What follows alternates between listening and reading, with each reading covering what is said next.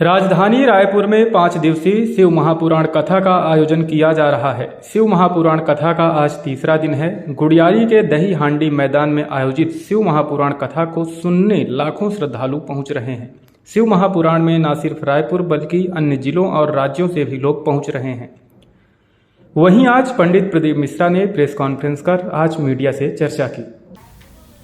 रायपुर की पावन धरा को नमन करता हूँ, जिस पुण्यमय आनंदमय धरा के नज़दीक में वैसे तो माता कौशल्या की पावन धरा है, जहाँ पर माता कौशल्या निवास करी हैं और जिनकी गोदी में मेरे राघव जी, मेरे राम जी नित्य खेले हैं। ऐसी ही पावन धरा के नज़दीक में चंपेश्वर महादेव विराज रहे हैं, जहाँ पर पंचकोशी यात्रा होती है और भगवान शिव अपने जैसे उज्जैन के महाकाल स्वयंभू प्रकट हैं, काशी के विश्वनाथ स्वयंभू प्रकट हैं, सोमेश्वर स्वयंभू प्रकट हैं, केदारेश्वर स्वयंभू प्रकट हैं, ऐसे ही चंपावन में चंपेश्वर महादेव स्वयंभू प्रकट हैं।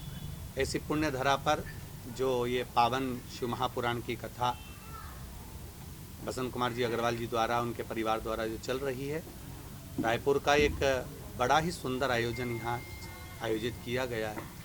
भगवान शिव की वैसे भी पूरा छत्तीसगढ़ पूर्ण तरह से शिवमय है, पूर्व में भी रहा है और अभी भी शिवमय ही है। भक्तों का जो जन सैलाब यहाँ आ रहा है वो शिव भक्तों की एक आनंद की अनुभूति करा रहा है। बहुत बहुत साधुवाद देता हूँ रायपुर की पूर्ण धरा के निवासियों को और सभी शिव भक्तों को, और आपके पावन चरणों को नमन करता हूँ। श्री शिवाय नमस्ते।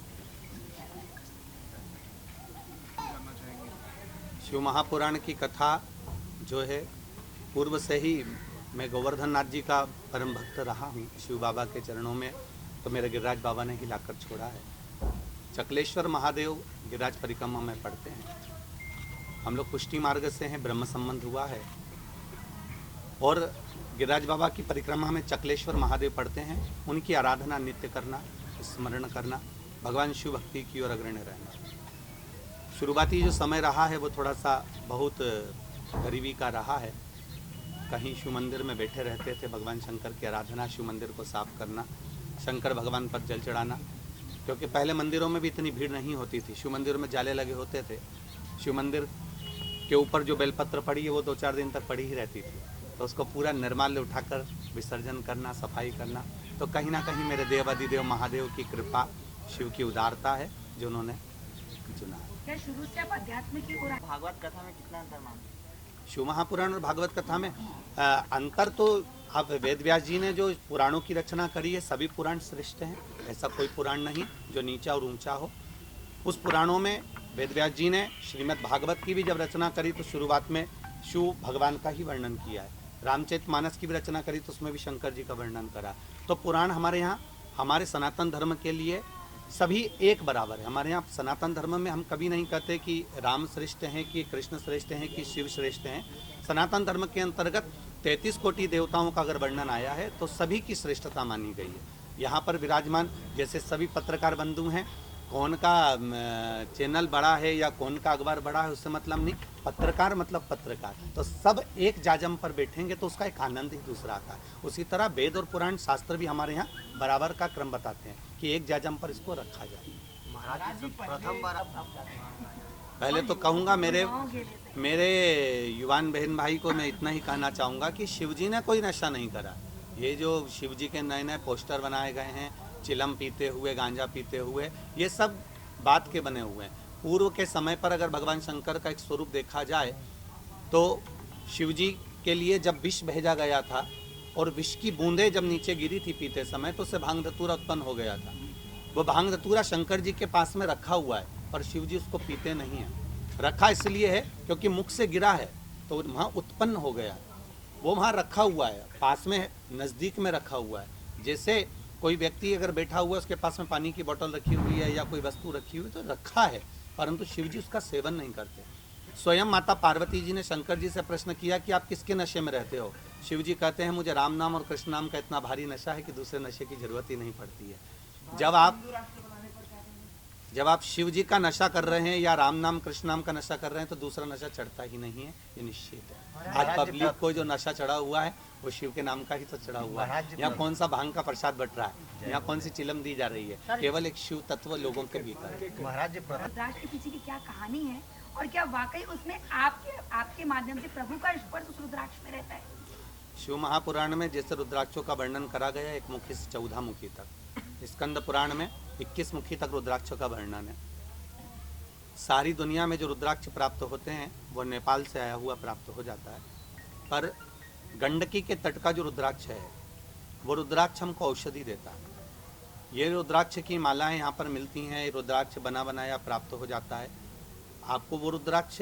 और इस रुद्राक्ष में ये अंतर मिलता है कि सीहोर का जो रुद्राक्ष होता है वो सीधा जैसा बेर होता है ऐसा बोर जैसा आता है, बोरियों में भरा कर, कच्चा की कच्चा, गीला की गीला, उसमें फफूंद लग जाती है। जब वहाँ से चलता है गंडकी से तो उसको सुखाया जाता है, सुखाने के बाद में उसको पानी में गला देते हैं, गलाने के बाद में 8 लोग 10 लोग लगे रहते हैं उसको मलने में, फिर वो निकल जाता है। इसलिए कई हमारे यहाँ के रुद्राक्ष में छिलका भी बना बनाया मिल जाता है, पूरा खुला हुआ तो नहीं मिल पाता, तो छिलके भी लगे लगाए मिल जाते हैं। वही रुद्राक्ष शिव जी का जो शिवलिंग शिवरात्रि पर बनाया जाता है रात दिन, उस पर 24 घंटे पानी चढ़ता रहता है और जितने भी भक्त लोग वहाँ आते हैं वो श्री शिवाय नमस्तुभ्यम या पंचाक्षर मंत्र या षडाक्षर मंत्र बोलकर जल चढ़ाते हैं। हमारे यहाँ के विद्वत ब्राह्मण मंत्रों का स्मरण निरंतर 24 घंटे करते हैं। वो पानी जो शिव जी पर चढ़ता है वो रुद्राक्ष अपने आप सिद्ध हो जाता है। जैसे हम लोग कहते हैं ना कि सिद्ध होने में देरी नहीं लगती, आप भी अगर किसी मंत्र को निरंतर जाप कर रहे हैं तो सिद्धता है कि आपकी वाणी, जैसे हमारी घर की बुजुर्ग माताएं, हमारे घर की जो माँ होती है कई बार ऐसे शब्द बोल जाती है, बेटा उसको दूरदृष्टि हो जाती है क्योंकि इसका भजन का तेज इतना बढ़ जाता है कि वो समझ जाती है, अपने बच्चे को बता देती है ऐसा मत कर, इसमें तेरे को घाटा लग जाएगा। फिर भी बच्चे अगर कर लेते, बाद में घाटा खाकर माँ के पास आते हैं तो माँ कहती है मैंने तेरे को बोला था, तो समझता नहीं है, वो उसका भजन का बल बढ़ जाता है। उसी तरह भक्त इतने आते हैं प्रेम रहकर, हम लोग व्यासपीठ से कहते हैं कि इतने भक्त जो आ रहे हैं, कोई राजनेता की सभा होती तो शायद बुलाना पड़ता बसों से, ये भक्त जो आ रहे हैं विश्वास लेकर आ रहे हैं। इनके चरण की रज इतनी भारी है कि रायपुर का वैसे ही आनंद हो जाएगा उनके चरणों की रज। पंडित जी, एक सवाल मेरा ये है कि अंधविश्वास में क्या अंतर है? आपके यहाँ जो कथा सुनने आते हैं वो अंधविश्वास कहेंगे उसे या आस्था कहेंगे? अंधविश्वास और आस्था में बहुत अंतर है। अंधविश्वास के अंतर्गत आप उनको बेल दे रहे हो, भभूति दे रहे हो, नारियल दे रहे हो या कोई सामग्री दे रहे हो, वो अंधविश्वास के अंतर्गत आ गया।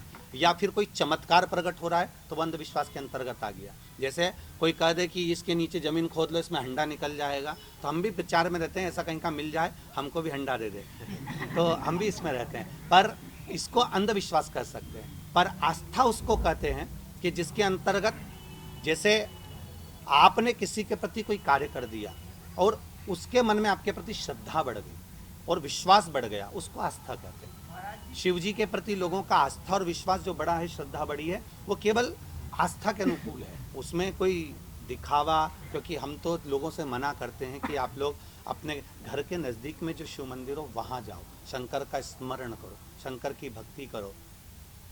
दूर दूर जाकर शिव की आराधना करते हो कि वहाँ का शिवालय श्रेष्ठ है, वहाँ जाना है, वहाँ जाना है, उससे ज़्यादा अपने नज़दीक का जो शिवालय है उसको इतना श्रेष्ठ कर लो, पूजन कर कर कर, इतना अनुष्ठान कर कर कर कि लोग वहाँ जुड़ने लगे, और जुड़ने लगे तो आनंद हो जाएगा।